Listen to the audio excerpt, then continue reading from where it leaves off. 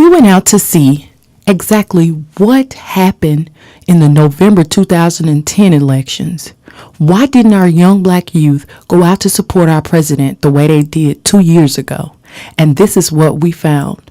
And see, we had the opportunity to sit in on an interview with Senator Horn, and this is what he had to say. Democrats had an 80-vote margin up until yesterday, and now they're at 184 members, 239 and counting for Republicans. So Republicans have at least a 55, 60 vote margin in terms of their numbers. It's one heck of a clarion call. And when you look at the Senate, right now they're holding on by one vote.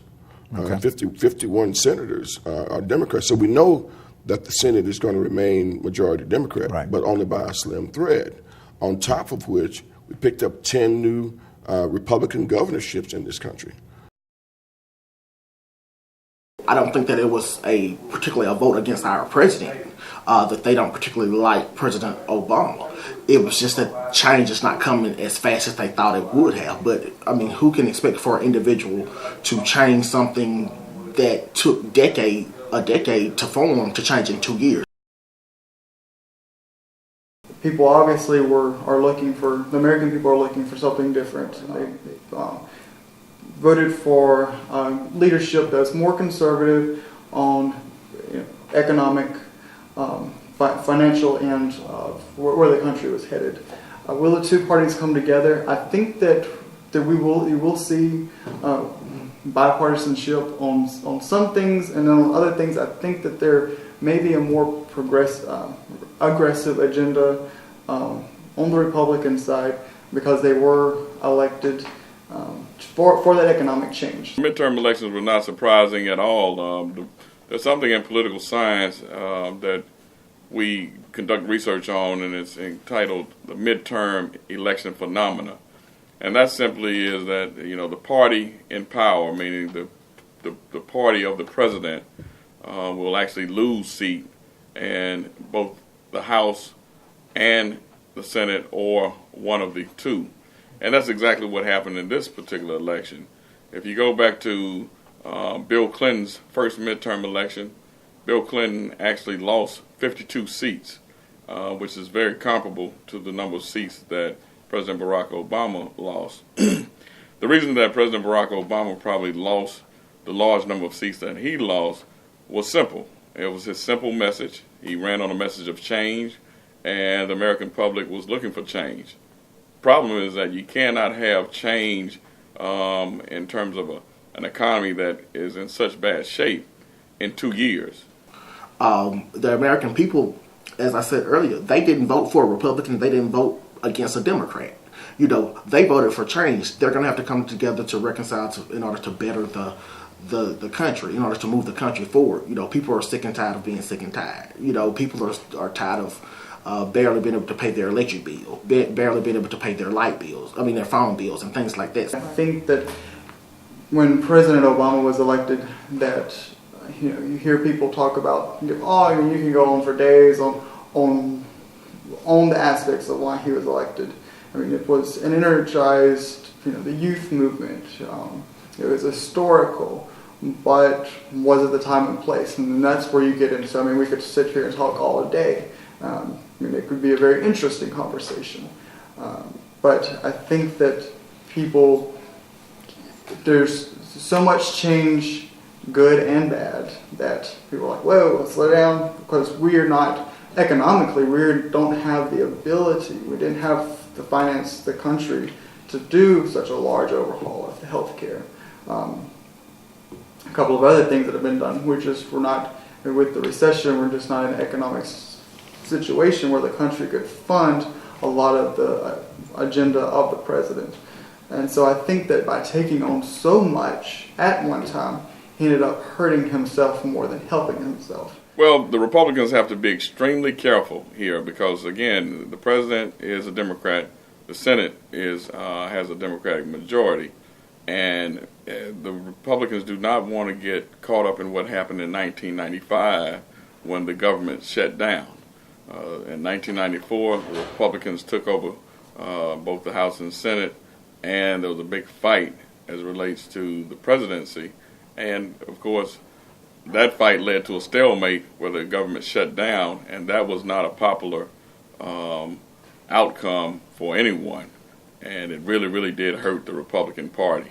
The problem that we've got here is you're supposed to be leading, and what you're doing, you're wanting to win. Not necessarily to lead, you want to win. Right. And so you say no to everything for the past 2 years, and you're going to say no to everything over the next 2 years. I believe the midterm election shows that the people are really unhappy with the way the economy is going, well, what they believe how the economy is going, not really based on the actual facts of how the economy is going. They're driven by the politics and not the facts.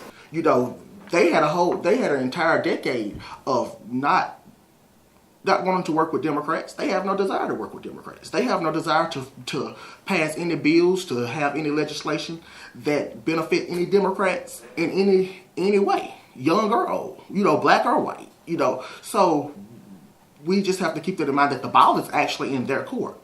And that's one thing that the 2010 election did. It put the ball in their court. Instead of saying no to everything, you're going to have to come up with some innovative ideas in order to move this country forward. You're going to have to come up with some things to say, okay, if the president is so wrong, if healthcare is so bad, then we have a healthcare problem in this state, particularly in our state, in this country. What are your ideas? That's a good question. Did younger voters come out? What's your perception of this?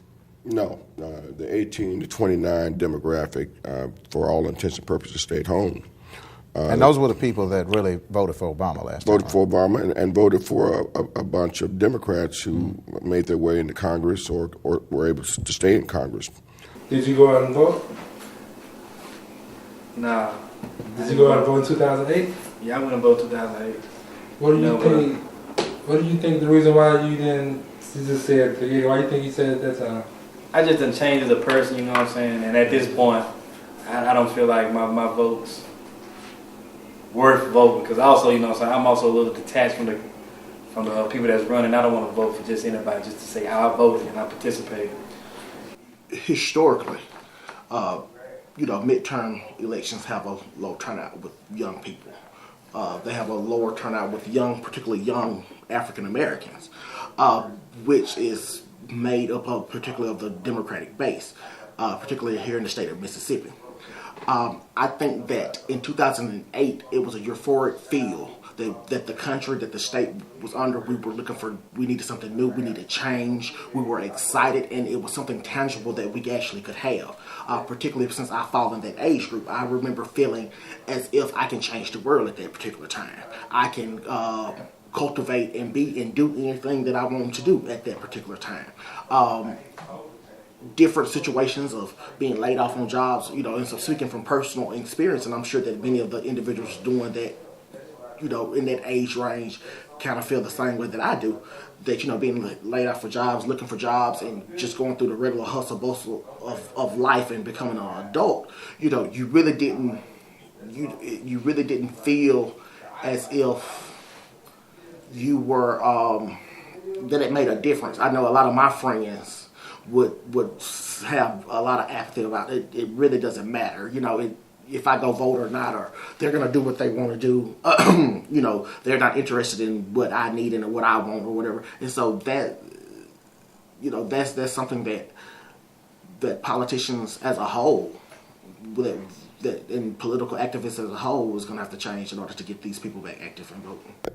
You know, I think there was a little bit of frustration on the part of the young voter that they voted for change. And we haven't seen as much change, and they're affected by the economy just as much as anyone else. I would say that the people are being lied to, because they're getting what's best for the people, but because the corporations and the people who have wealth in the country, they're able to finance the tea parties and to telling people what they think is going to benefit them, but actually is benefiting the ones who have the power. So many may wonder what will be the outcome of the way the United States is headed. These next 2 years. 2012 it makes 2012 interesting. Political environments change. So it's going to be interesting to see how that continues to evolve. Next year is going to be a very interesting year. The test to President Obama's leadership. Years will be very, very crucial for the Democratic Like I Party. said, Boehner's already said that their whole thing is, his main purpose is get Obama out of office. That's right. And in a nice way, they're going to shut government down in the midst of this. It might be a totally different change between 2010 to 2011. No one can say that the Democratic Party is doomed. I would say my support is generated towards a party. Policies, because everybody's going to be focused on really the next election. I would guess it's too early to say now. I guess we'll just have to stick around and see. I'm Monica Fisher.